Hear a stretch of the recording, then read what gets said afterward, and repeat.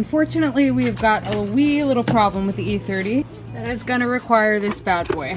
I went to start it just to make sure. I let it run every once in a while because I'm not able to drive it a lot because it's 90 degrees outside on October 2nd. And I have to have these open to get any kind of air, and I have to have these down. When it looks like it's gonna rain, it makes me super nervous. I just don't want any kind of water in the interior. I start him every once in a while, let him run. I put the key in the ignition, I heard beeping, the lights on the dash came on.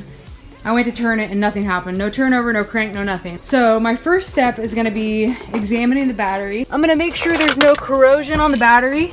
Make sure the battery terminals are tight. Check the things that are within my control or things that I can do. All right, so move this stuff that the car came with.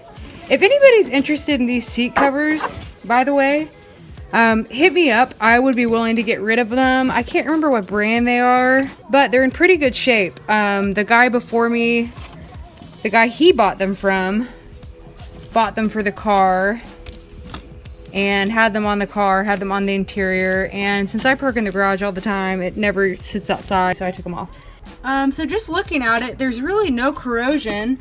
They're on there pretty good, so that's not the issue. I want to look at the age of the battery. 214. Okay, so the battery is over 4 years old. It very well could be the battery. So what I'm going to do is I am going to unhook these first, and then I'm going to use the tool that I showed you just a second. So hold on, I'm going to unhook these. All right, so next I am going to take this handy dandy smart battery charger, and I'm just going to charge it all night.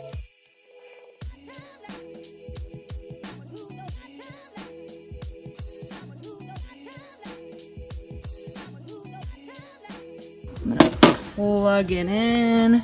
All right, so here's what it looks like after I plugged it in. I have everything hooked up. I've plugged it in. I am doing a trickle charge because I'm in no hurry. You could also do 10A for a quick charge or 25 for the rapid charge. It says it's at 60%. You've got to convert that to volts. So let's just say it could be, the battery could be operating at 7 volts. Well, that makes complete sense as to why the lights would come on in my car, the dash would light up, but it wouldn't start. 7 volts very well may not be enough to start my car. It's a good thing, if this is the problem, that they aren't that expensive. So what I'm gonna do, I'm gonna let it trickle charge all night, and then I am going to check it tomorrow morning and see where we're at with it.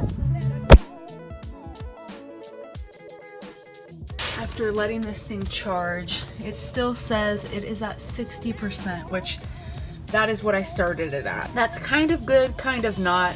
I'm gonna go ahead and unplug all this thing and see if it starts. Obviously, if it doesn't and it's still telling me 60%, it's telling me that the battery is not holding a charge. So I just want to make 100% sure that it's not going to start the car.